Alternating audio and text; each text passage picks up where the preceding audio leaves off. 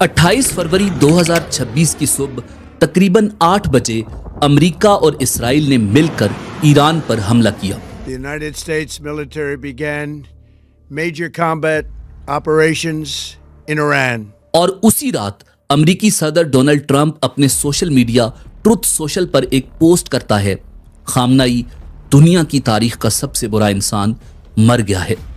Trump कहता है कि यह सिर्फ ईरान के लोगों के लिए नहीं बल्कि अमेरिकी अवाम और उन मुल्कों की अवाम के लिए भी इंसाफ है जहां इसके शिद्दत पसंदों के शर से लोग महफूज नहीं थे। ये हमारी इंटेलिजेंस से नहीं बच सकता था।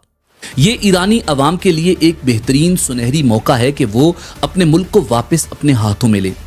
हम ये भी सुन रहे हैं कि ईरानी अफवाज अब हमसे लड़ना नहीं चाहती और वो हमसे माफ़ी मांग रहे हैं। जैसा कि मैंने पहले कहा था कि अब उनको माफ़ी मिल सकती है मगर बाद में सिर्फ मौत है।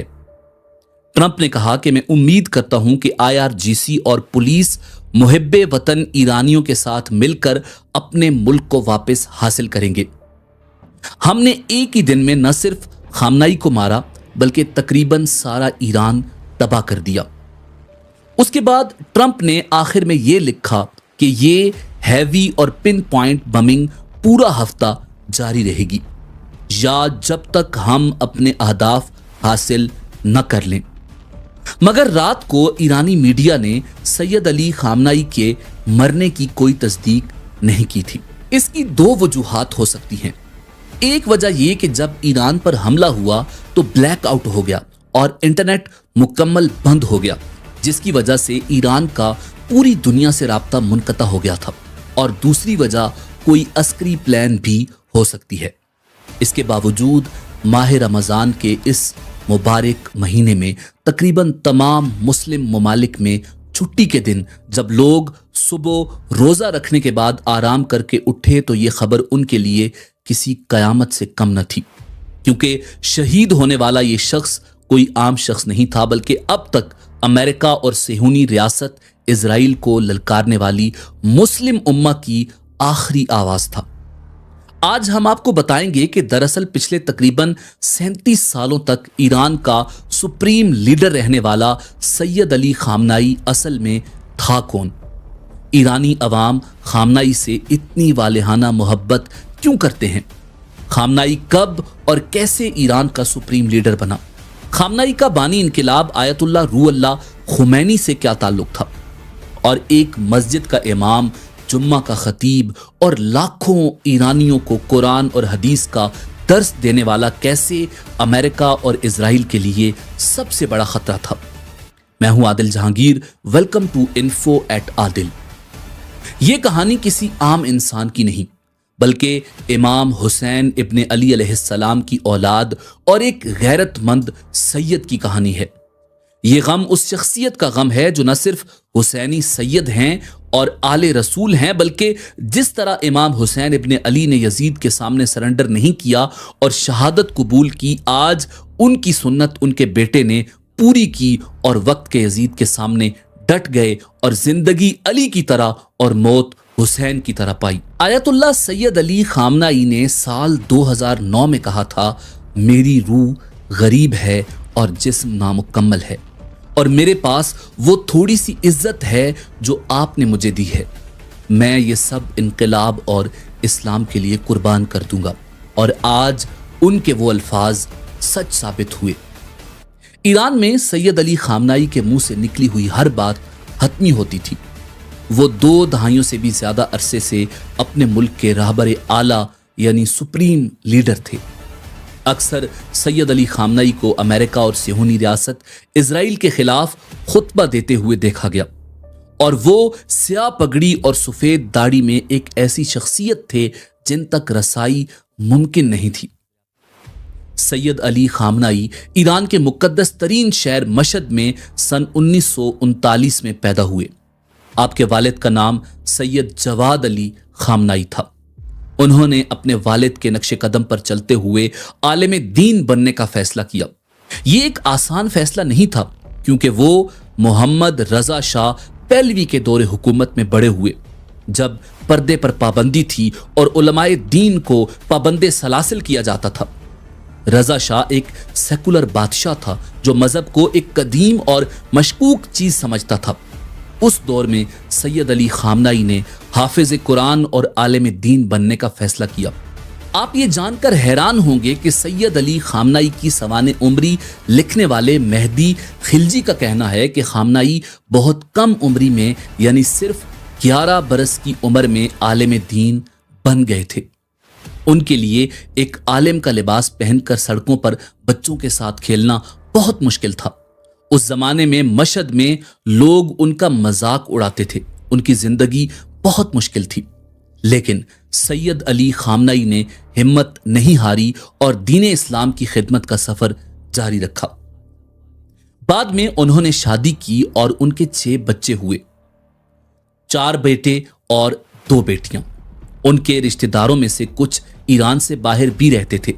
ان کے بھتیجے محمود مراد خانی جو پیرس میں جلاوطنی کی زندگی گزار رہے تھے، اپنے چچا کو ایک ایسے خاموش آدمی کے طور پر یاد کرتے ہیں جو شاعری سے محبت کرتا تھا۔ مراد خانی کہتے ہیں کہ وہ بہت اچھے اور ملنسار انسان تھے، تاہم دلچسپ بات یہ ہے کہ میری یادوں میں ان میں کچھ خاص نہیں تھا۔ وہ کسی بھی طرح سے ابھر کر سامنے آنے والے نہیں تھے۔ وہ بہت عام انسان تھے۔ مثال کے طور پر مشہد کے رہنے والے سبھی لوگوں میں شاعرانہ رجحانات موجود تھے۔ تمام ایرانیوں کے پاس شاعری کی کتابیں ہوتی تھیں۔ کہا جاتا ہے کہ ابتدائی سالوں میں سید علی خامنائی بھی تمباکو نوشی کرنے کے لیے سگریٹ اور پائپ پسند کرتے تھے، جو ایک مذہبی آدمی کے لیے ایک بہت ہی غیر معمولی عادت تھی، مگر بعد میں انہوں نے سگریٹ نوشی ترک کر دی تھی۔ وہ شاہ ایران کے مرکزی مخالف جلاوطن عالم دین آیت اللہ روح اللہ موسوی خمینی کے حامی تھے۔ آیت اللہ خمینی ایران میں اسلامی حکمرانی لانا چاہتے تھے۔ سید علی خامنائی نے ملک کے اندر رہ کر آیت اللہ خمینی کے پیغام کو پھیلانے کی کوشش کی اور اسی کوشش کے دوران وہ 6 مرتبہ گرفتار بھی ہوئے۔ 70 کی دہائی کے دوران مارکسی گروپ بھی شاہ سے چھٹکارا حاصل کرنے کے لیے کوششیں کر رہے تھے، اور اسی دوران سید علی خامنائی اور ایک نوجوان کمیونسٹ ہوشانگ اسدی ایک ہی قید خانے میں مقید رہے، اور ایک عالم اور ایک کمیونسٹ کا یہ اشتراک اچھا رہا۔ ہوشانگ اسدی کے مطابق وہ ایک بہت اچھے انسان تھے۔ وہ چھوٹی چھوٹی چیزوں کے بارے میں مذاق بھی کرتے تھے، لیکن اس کا جنسیت کے ساتھ تعلق نہیں ہوتا تھا۔ اس سوال پر کہ کیا انہیں کبھی لگا کہ خامنائی ایران کے سپریم لیڈر بن جائیں گے، اسدی نے کہا تھا کہ کبھی نہیں اور کبھی نہیں۔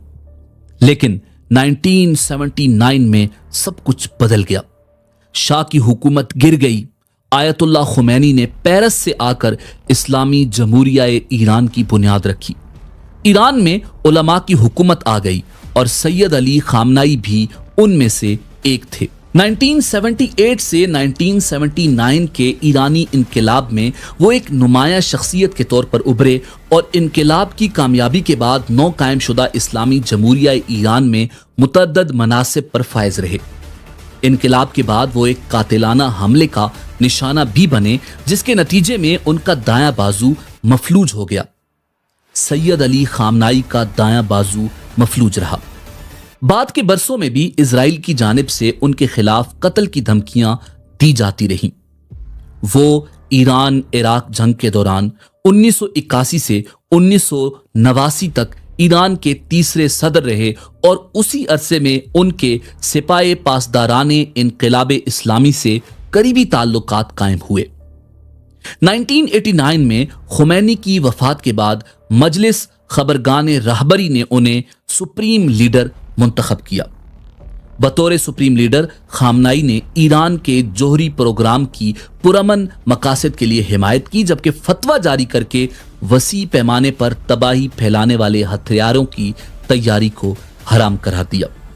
انہوں نے ایران میں صنعتوں کی نجکاری کی حمایت کی اور تیل اور گیس کے وسائل کے ذریعے ایران کو توانائی کی سپر پاور میں تبدیل کرنے کی کوشش کی۔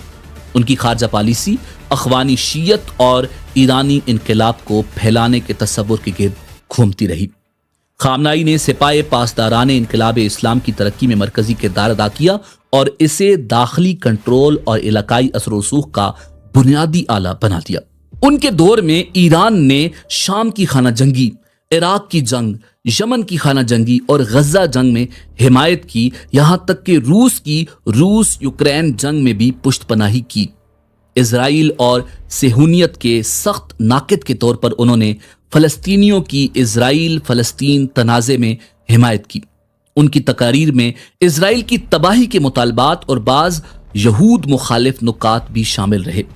ان کے دور میں ایران اسرائیل اور سعودی عرب کے ساتھ پراکسی تنازعات میں ملوث رہا، جبکہ 2025 اور 2026 میں اسرائیل اور ریاستہائے متحدہ کے ساتھ کشیدگی بڑھ کر ایران اسرائیل جنگ 12 روزہ مسلح تنازع اور جاری حملوں تک جا پہنچی، جو آج بھی جاری ہے۔ سید علی خامنائی کی شادی منصورہ خجستہ باقرزادہ سے ہوئی، جن سے ان کے 6 بچے ہیں، 4 بیٹے مصطفیٰ، مجتبیٰ، مسعود اور میثم، اور 2 بیٹیاں بشرا اور ہدا۔ ان کے ایک بیٹے مجتبیٰ کی شادی غلام علی کی بیٹی سے ہوئی۔ ان کے بڑے بیٹے مصطفیٰ کی شادی عزیز اللہ کی بیٹی سے ہوئی۔ ایک اور بیٹے مسعود کی شادی محسن خرازی کی بیٹی سے ہوئی۔ ان کے 3 بھائی ہیں، جن میں محمد علی خامنائی اور ہادی خامنائی شامل ہیں۔ ان کی 4 بہنوں میں سے ایک بدری حسینی خامنائی علی تہرانی کی اہلیہ 1980 کی دہائی میں جلاوطنی اختیار کر گئیں۔ بدری علی خامنائی کی ناقد ہیں۔ بطور سپریم لیڈر خامنائی وسطی تہران کی فلسطین سٹریٹ پر ایک گھر میں منتقل ہوئے۔ اس کے گرد ایک کمپاؤنڈ قائم کیا گیا جو اب تقریباً 50 عمارتوں پر مشتمل ہے۔